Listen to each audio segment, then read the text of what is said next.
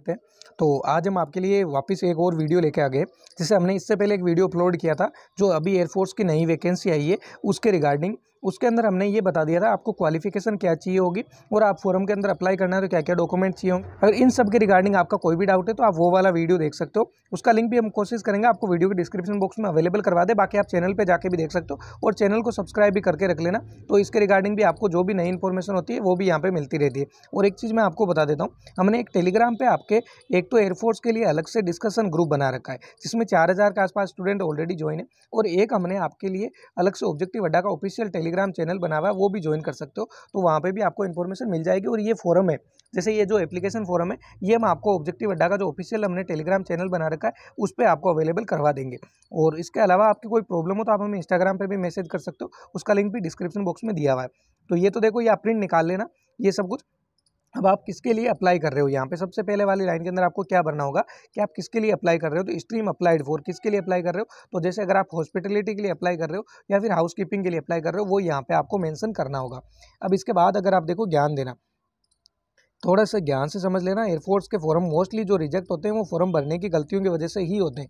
तो यहाँ पे गलतियाँ नहीं करनी है। रजिस्ट्रेशन नंबर आपको कुछ नहीं भरना, रोल नंबर आपको नहीं भरना। क्रॉस कर रहा हूँ वो चीज़ें, मतलब आपको यहाँ क्रॉस भी मत कर देना, यहाँ कुछ नहीं करना, ये आगे सेंटर वालों की तरफ से ही भरा जाएगा। यहाँ पे आपको नाम लिखना है जो आपकी 10th क्लास में नाम है। जैसे अगर मान लो कि चैनल का अपना नाम हो गया ऑब्जेक्टिव अड्डा, तो यहाँ पे आप कैपिटल लेटर के अंदर नाम लिखोगे ऑब्जेक्टिव अड्डा। ये मैंने स्मॉल लिख दिया ई, तो आपको कैपिटल लेटर के अंदर यहाँ पे आपका अपना जो नाम है वो लिखना है। यहाँ पे आपका आधार कार्ड के नंबर हो जाएंगे, फादर्स नेम हो जाएंगे और आपके फादर्स क्या काम करते हैं। अगर मान लो किसी के फादर्स एग्रीकल्चर या खेती करते हैं तो आप यहाँ पे फार्मर लिख सकते हो या एग्रीकल्चर भी लिख सकते हो। मदर का नेम लिखना है यहाँ पे आपको। तो यहाँ तक आपको समझ में आ गया होगा क्या क्या चीज़ें हैं। अब चलो मैं बता देता हूँ आपको 3 नंबर पॉइंट के अंदर।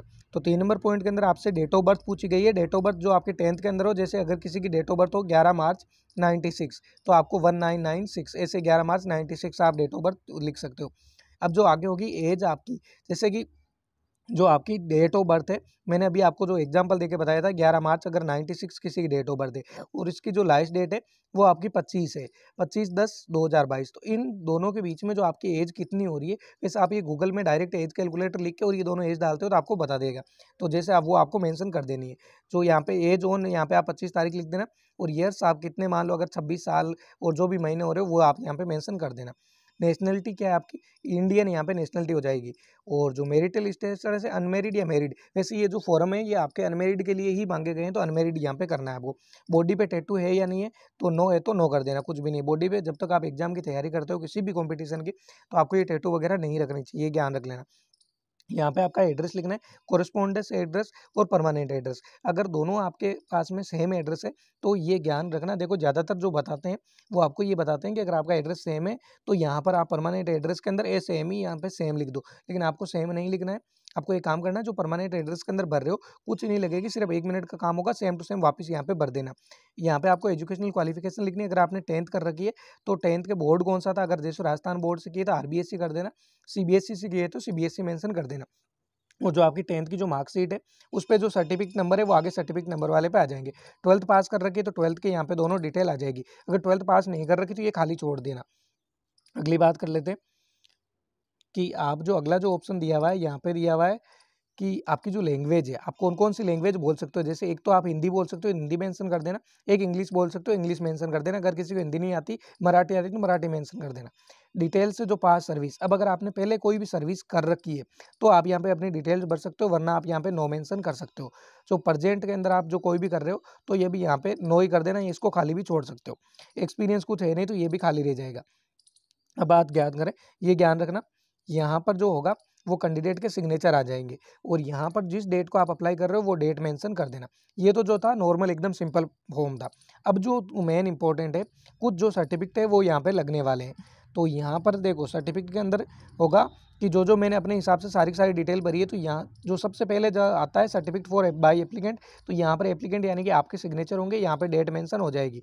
तो ये पूरा पूरा कैपिटल लेटर में भरना है। अब इसके बाद में जो आगे जो सर्टिफिकेट है वो होगा। अब देखो ध्यान देना, एक तो जो मैंने आपको सर्टिफिकेट बताए, अब आपको यहाँ पे येस पे टिक करना है, तीनों पे येस पे होगा। तीनों के अंदर ये होगा कि डेट ऑफ बर्थ है जो 10th पास सर्टिफिकेट का, यहाँ पे येस हो जाएगा कि आपने लगाया है, हाँ लगाया है। अगर आपके पास एक्सपीरियंस सर्टिफिकेट है तो येस हो जाएगा, वरना फिर आप यहाँ पे नो कर दोगे अगर एक्सपीरियंस सर्टिफिकेट नहीं है। और आपको एक करेक्टर सर्टिफिकेट बनाना होगा जो 6 महीने से पुराना नहीं है। ये वैसे जो आपने जो लास्ट स्कूल पास की है वहाँ से भी बन जाता है, और इसके अलावा आप सरपंच वगैरह से भी बनवा सकते हो गाँव में। और उसके बाद है, यहाँ पर देखो, अगर आप 18 साल से कम हो तो आपको ये अलग से फॉर्म भरना पड़ेगा। 18 साल से अगर आप ऊपर हो तो इसको भरने की ज़रूरत नहीं है। अगर 18 साल से कम हो तो ये आपके फादर के नाम से भरा जाएगा, यहाँ पे आपके फादर का नेम आ जाएगा, और यहाँ पर जो नीचे वाला जो दिया हुआ है डिपेंडेंट सन, इसके आगे आपका नाम आएगा, और यहाँ पर जो आपके फादर के सिग्नेचर होंगे, ऊपर यहाँ पर इस साइड में जो ये देख रहे हो, इस साइड में आपके सिग्नेचर होंगे जहाँ पे कैंडिडेट लिखा हुआ है, दोनों के नीचे डेट लिख देना। उसके बाद में जो है ये है कि ये कैंडिडेट अबव 18 साल, और ये अगर आप 18 साल से ऊपर हो, पहले 18 साल से नीचे थे तो ऊपर वाला भरना है, और अगर 18 साल से ऊपर हो तो ये वाला भरना है। यहाँ पर आपके फादर की कोई भी डिटेल नहीं आएगी, आपका नाम आ जाएगा, आपके सिग्नेचर आ जाएंगे, और यहाँ पे डेट आ जाएगी जिस डेट को आप अप्लाई कर रहे हो। उसके बाद में है, ये ऑप्शनल है तो ये भरने की आपको ज़रूरत नहीं है। अब जो मोस्ट इंपॉर्टेंट है वो है एडमिट कार्ड, ये गलती मत करना, इसके अंदर ज़रूर भर देना। और ये पासपोर्ट साइज फ़ोटोग्राफ यहाँ पे पेस्ट करनी है। फोटोग्राफ 2 लगेगी, एक तो पहले ऊपर लगी रही है वो मैंने आपको बता दी थी, एक यहाँ लगेगी। किस स्ट्रीम के लिए अप्लाई कर रहे हो, हॉस्पिटलिटी या जो हाउसकीपिंग स्टाफ है वो, आपका नाम आ जाएगा, आधार कार्ड आ जाएगा, फादर नेम आ जाएगा। उसके बाद में देखो यहाँ पर वही चीज़ें रहेगी, एड्रेस लिख देना है पूरा का पूरा, जिस ये एड्रेस यहाँ पे वो लिखना है, ऐसा एड्रेस जहाँ पे कि आपके पास में पोस्ट ऑफिस से जो कोई भी अगर लेटर आता है तो वो पहुँच सके, तो इसलिए ढंग से एड्रेस लिख देना। रजिस्ट्रेशन नंबर लिखना है आपको, ये रजिस्ट्रेशन नंबर आपको भरना नहीं है, ये जो भी है आपको 4 नंबर पॉइंट तक ही भरना है। ये रजिस्ट्रेशन नंबर ये सब कुछ वहाँ से भरा जाएगा, तो ये खाली छोड़ देना। 5 नंबर और 6 नंबर पॉइंट है, ये दोनों दोनों खाली रहने वाले हैं।